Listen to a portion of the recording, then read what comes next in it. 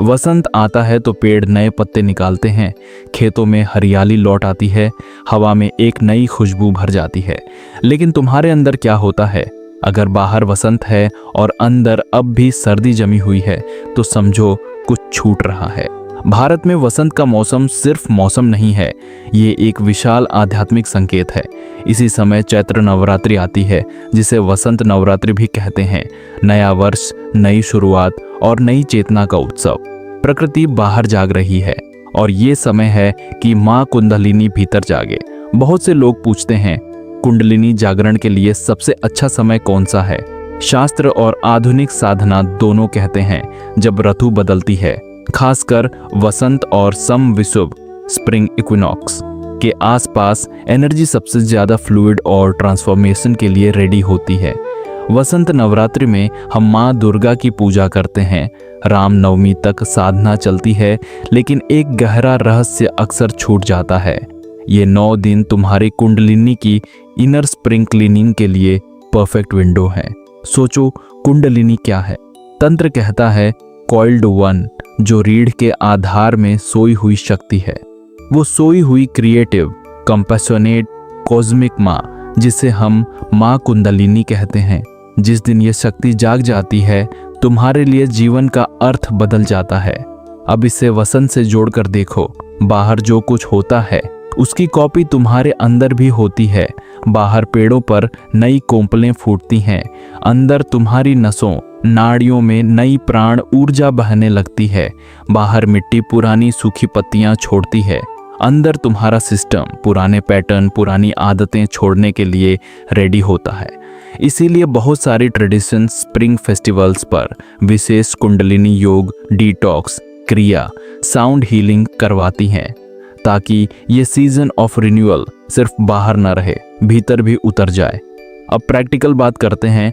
अगर तुम वसंत नवरात्रि और स्प्रिंग सीजन को सच में माँ कुंडलिनी का उत्सव बनाना चाहते हो तो तुम्हें 3 लेवल पर काम करना होगा।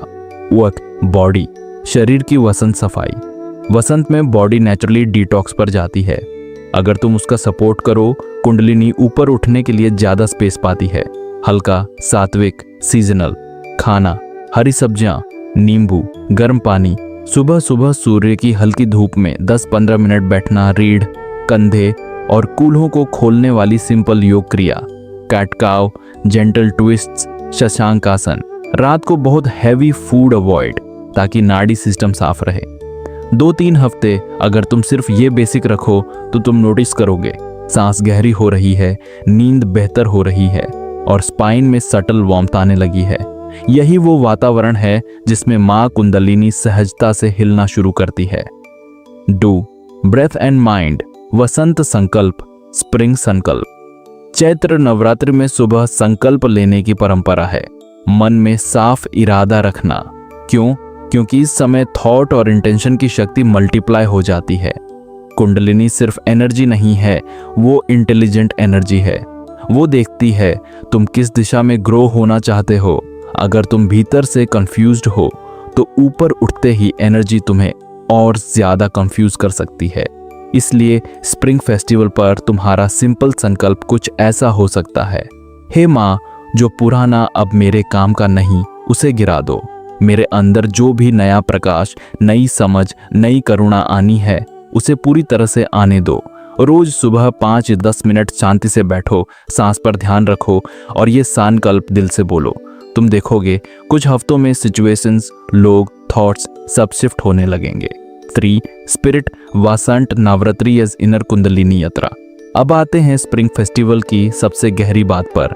कैसे वसंत नवरात्रि अर्थात कुंडलिनी के 7 चक्रों की यात्रा बन सकती है। तुम हर दिन एक देवी के साथ साथ एक चक्रा पर ध्यान लगा सकते हो। डे 1 मूलाधार प्लस स्वाधिष्ठाना, जमीन और जल, ग्राउंडिंग, सुरक्षा, गिल्ट छोड़ना। डे 3-4 मणिपुरा प्लस अनाहटा, अग्नि और वायु, विल पावर, हृदय का विस्तार। डे 5-6 विशुद्ध अलअजना, आकाश और प्रकाश, एक्सप्रेशन, क्लैरिटी, अंतर्ज्ञान। डे 7, 8 और 9 सहस्रारा, चेतना, सरेंडर, साइलेंस, ग्रेस। तुम्हें कोई बहुत कॉम्प्लेक्स तंत्र नहीं करना, सिर्फ इतना करो कि जिस दिन का जो चक्रा है वहां हल्का अवेयरनेस रखो। मंत्रा या प्रार्थना उसी भाव से करो। उदाहरण के लिए वसंत नवरात्रि के पहले दिन जब तुम्हें नई पत्तियां दिखें, पेड़ों पर फूल दिखें, साइलेंटली मूलाधार पर ध्यान लाओ और अंदर कहो, जैसे ये पेड़ नई जड़ें और पत्ते ले रहे हैं वैसे ही मेरी जड़ें भी मजबूत हों। किसी दिन जब तेज हवा चले, पीले फूल गिरे, अनाहटा पर ध्यान लाकर कहो, माँ मेरा दिल भी पुराने पत्ते छोड़ दे, नई करुणा उगाए। Spring equinox and kundalini. बहुत सारे आधुनिक कुंडलिनी रिट्रीट्स स्प्रिंग इक्विनॉक्स पर कराए जाते हैं, डिटॉक्स, क्रिया, मंत्रा, साउंड बाथ के साथ। इसके पीछे आइडिया सिंपल है, दिन और रात बराबर, लाइट और डार्क बराबर। ये परफेक्ट मोमेंट है अपने अंदर की रोशनी और छाया को भी फेस करने का। अगर तुम स्प्रिंग फेस्टिवल को सिर्फ कलर पार्टी हॉलिडे तक रखोगे तो एनर्जी बाहर ही बह जाएगी, पर अगर तुम थोड़ी सी अवेयरनेस लाओगे तो वही रंग, वही हवा, वही धूप तुम्हारे लिए कुंडलिनी एक्टिवेशन का लाइव वर्कशॉप बन सकती है। माँ कुंडलिनी एज स्प्रिंग मदर। अब माँ कुंडलिनी को मदर ऑफ स्प्रिंग की तरह इमेजिन करो। जितना तुम रेजिस्ट करोगे उतना ही वो तुम्हारी पुरानी टहनियाँ तोड़ने पर मजबूर होगी। जितना तुम सरेंडर करोगे उतना ही वो प्यार से तुम्हारे अंदर नई कलियां निकाल देगी। कई लोगों को स्प्रिंग में अचानक एंग्जाइटी, पुरानी यादें, अजीब सपने आने लगते हैं। बहुत संभव है ये सिर्फ साइकोलॉजिकल नहीं, एनर्जेटिक भी हो, क्योंकि माँ पुराने पैटर्न से तुम्हें बाहर धकेल रही हैं। ऐसे समय पर तुम खुद से पूछो, क्या मैं वापस पुराने ठंडे सीजन में जाना चाहता हूँ या थोड़ी असहजता झेलकर अपने अंदर वसंत को पूरा अलाउ करना चाहता हूँ। Simple 7 step spring kundalini routine, home friendly. सुबह जागते ही 1 गिलास गर्म पानी प्लस 5 गहरी सांसें, 10-15 मिनट हल्का spinal, yoga, cat cow, twists 60 minute, simple humming या अहाउएम चांटिंग। नाड़ी शुद्धि, दिन में कभी भी नेचर का डायरेक्ट टच, सूरज, पेड़, मिट्टी। शाम को 5 मिनट ग्रेटिट्यूड, आज माँ ने कहाँ नया लाइफ दिखाया। रात को सोने से पहले रीढ़ के बेस से क्राउन तक लाइट की कल्पना। हफ्ते में 1 दिन फोन, सोशल मीडिया से हाफ डे डिटॉक्स। ये कोई क्लास नहीं, ये तुम्हारा खुद का निजी स्प्रिंग फेस्टिवल है माँ कुंडलिनी के साथ। जब तुम ऐसे जीने लगते हो तो फेस्टिवल्स कैलेंडर पर नहीं रहते, वो तुम्हारी ब्रीदिंग का पार्ट बन जाते हैं। वसंत आए या जाए तुम अंदर से एवरग्रीन रहते हो। यही माँ कुंडलिनी का असली वरदान है कि सीजन बदलते हैं, शरीर बदलता है, सिचुएशंस बदलती हैं, लेकिन तुम्हारी इनर अलाइवनेस, इनर स्प्रिंग कभी खत्म नहीं होती। अगर ये सब सुनते सुनते तुम्हें स्पाइन में हल्का सा कंपन, हल्की गर्माहट या अचानक शांति महसूस हुई हो, समझ लो माँ सुन रही हैं।